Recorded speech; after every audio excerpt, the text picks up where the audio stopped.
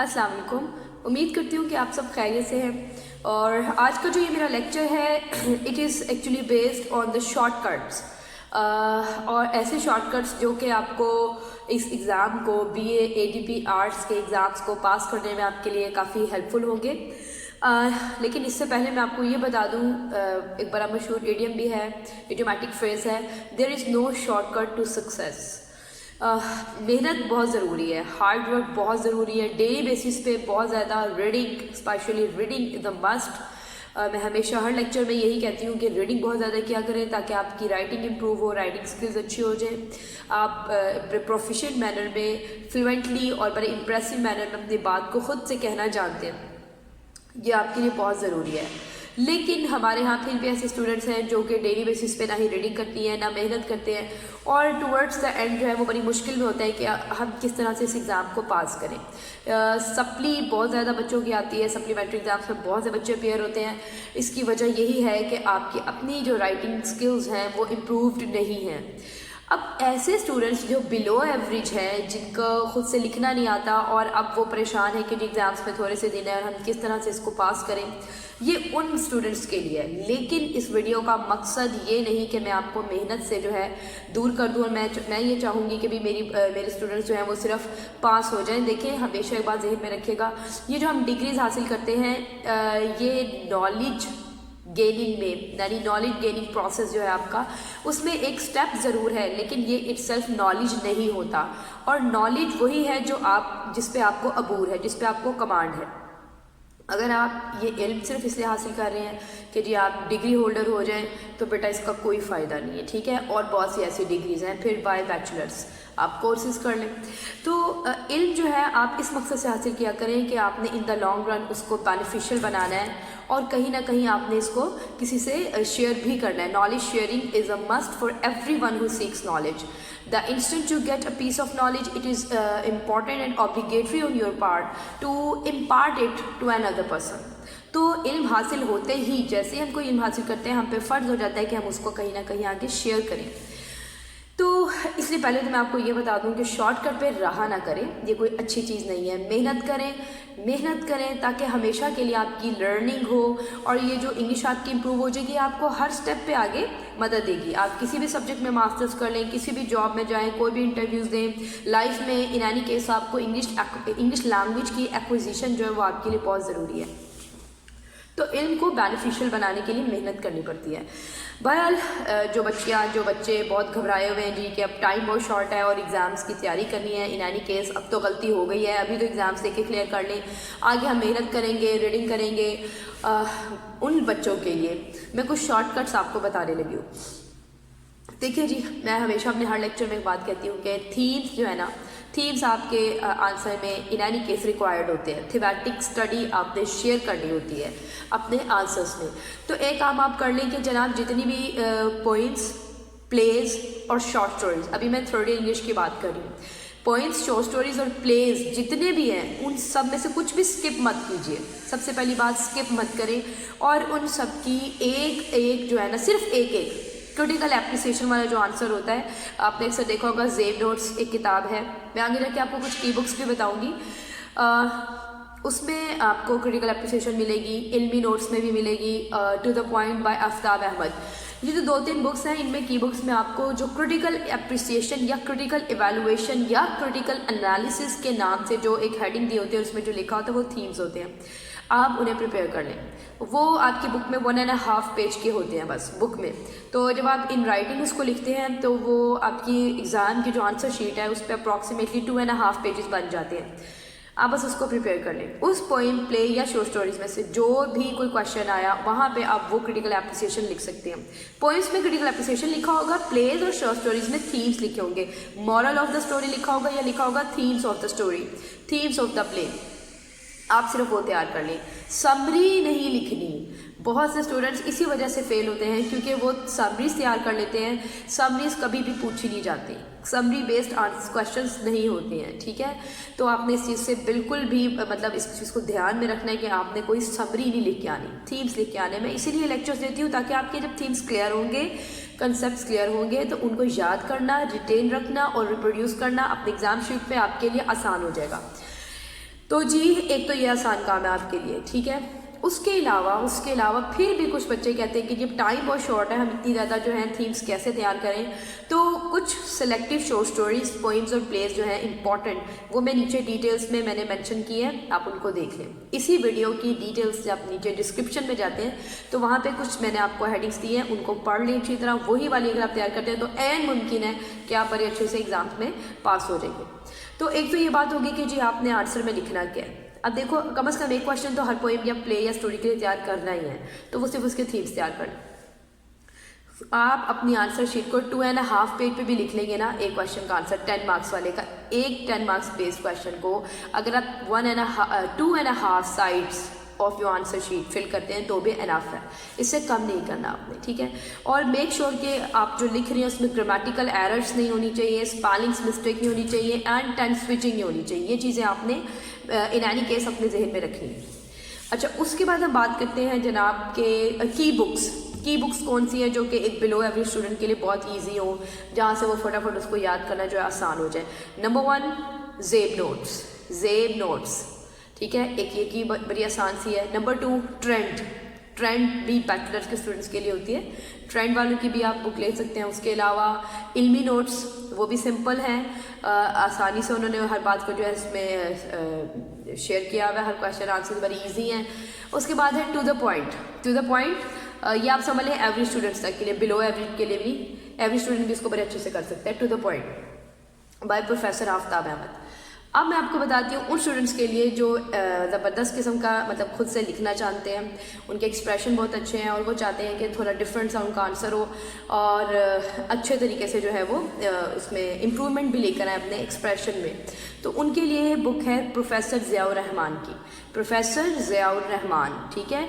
उनकी 3rd year और 4th year की दोनों के लिए जो ग्रामर है वो एक ही है, इंग्लिश ग्रामर भी है उसमें, लैंग्वेज भी है और उसके क्वेश्चंस भी बड़े कॉम्प्रिहेंसिव से और बड़े इलेबोरेटेड फॉर्म में है, ठीक है। ये हो गया। तो इंग्लिश ए भी आपको इसमें दोनों मिल जाएंगे। ये गाइड्स अच्छी हैं, इनसे आप ज़रूर पढ़ सकते हैं।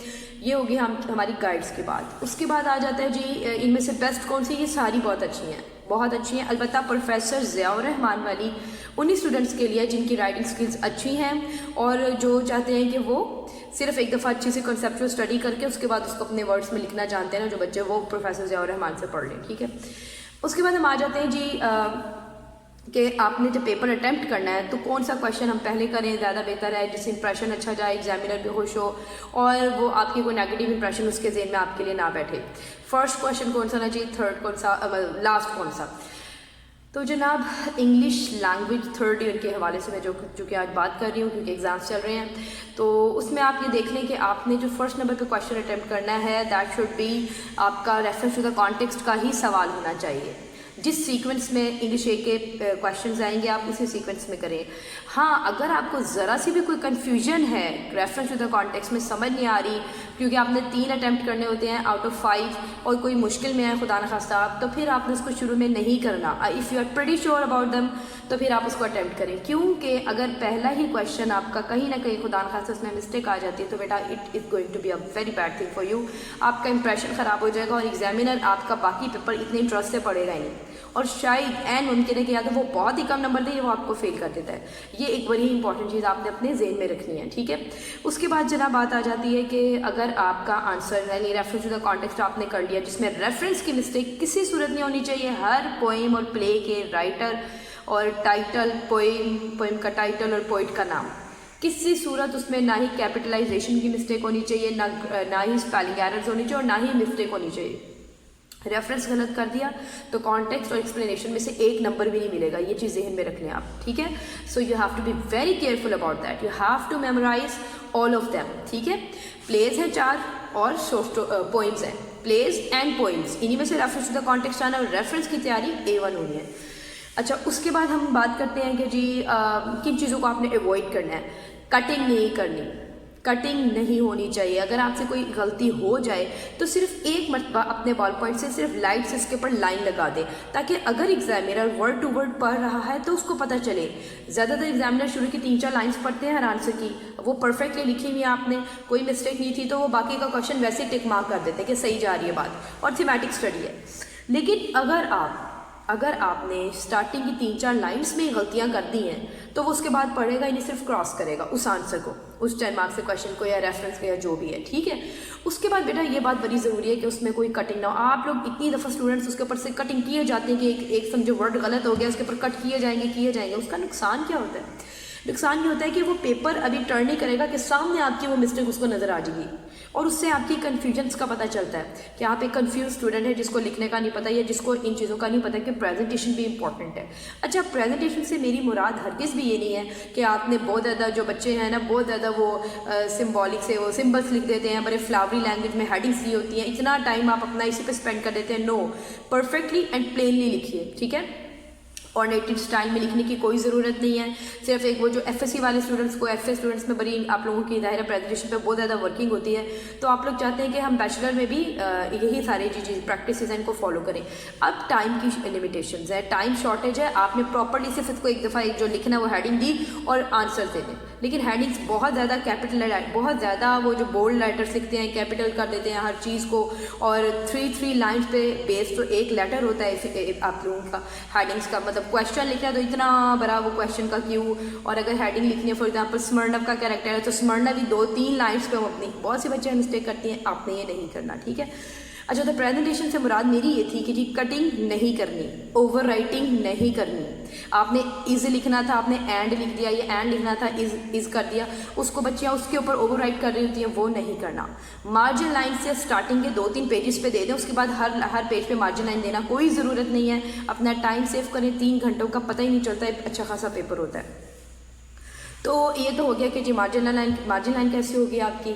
उसके अलावा ओवर राइटिंग और कटिंग नहीं करनी, और टेंस स्विचिंग से बचें। अगर एक आंसर आप पास्ट टेंस में करें, थ्रू आउट उसको पास्ट टेंस में अटेम्प्ट करें। हाँ, जब थीम्स की हम बात कर रहे होते हैं, हम यूनिवर्सल बात कर रहे होते हैं कि जी इससे हमें ये स्पेसिफिक नहीं जनरल बात कर रहे होते हैं, वहाँ पे आपने बिल्कुल प्रेजेंट टेंस में लिखना है। लेकिन जो इवेंट स्टोरी या पोइम या प्ले में हुए वो अगर आप पास्ट टेंस में बता रहे थे तो पास्ट टेंस में थ्रू आउट द आंसर रहेंगे, अदरवाइज अगर प्रेजेंट में थे तो प्रेजेंट में ही रहेंगे। इस चीज़ का खास ख्याल रखें। इस बेस पे सप्लीज भी आ जाती हैं और इसी बेसिस से पूरा पेपर भी वो क्रॉस कर देते हैं। अच्छा, उसके बाद आ जाती है बात, ये टेंस स्विचिंग नहीं आपने करनी, ग्रामेटिकल एरर्स नहीं होनी चाहिए, किसी भी कैरेक्टर की जो नाम की स्पेलिंग्स हैं उसमें मिस्टेक बिल्कुल भी टॉलरेबल नहीं होती, ये आपने नहीं करनी। उसके बाद हम बात करते हैं कि जी इसमें आ जाती है, और कोई मैंने ऐसे में पॉइंट्स लिखे हैं कि कोई पॉइंट मिस ना हो जाए। मैं चाह रही हूँ आपको हर तरह से ये चीज़ें क्लियर हो जाए। इसके अलावा अगर मैं कोई चीज़ मिस करती हूँ जो आप पूछना चाहती हैं तो आप बिल्कुल कमेंट करें, मैं बहुत जल्द इस पर वीडियो भी बना कर शेयर कर दूँगी। अच्छा, अब ये सारी चीज़ें तो हो गई जी आपकी स्टडी से रेलिवेंट। अब मैं आपको इतना भी बता दूं कि बेटा ये सारी चीज़ अपनी तरफ है, लेकिन अल्लाह से मदद हम ज़रूर मांगेंगे, क्योंकि अल्टीमेटली अल्लाह ही है जो हमारी मदद करता है और हमें तौफीक देता है कि हम पढ़ाई करें, दिल लगाकर पढ़ें। मेहनत की तौफीक भी अल्लाह ही देता है। अलबत्ता अल्लाह ने ये भी फरमाया है कुरान पाक में वाज़ह तौर पे कि इंसान के लिए वही कुछ है जिसकी वो कोशिश करता है। कोशिश आपके अपने हाथ में है, कोशिश आप बहुत करें, अल्लाह उसमें बरकत भी डालेगा, अल्लाह आपका दिल भी लगाएगा। आप अपने इल्म के हसूल की खातिर, मतलब आप अगर इल्म हासिल करते हैं तो इसलिए इल्म हासिल करें कि अल्लाह ने हम पे ये लाजिम करार दिया है। अल्लाह कहता है कि हमें इल्म हासिल करना है, हम पे फ़र्ज़ है, तो इसलिए हम इल्म हासिल कर रहे हैं।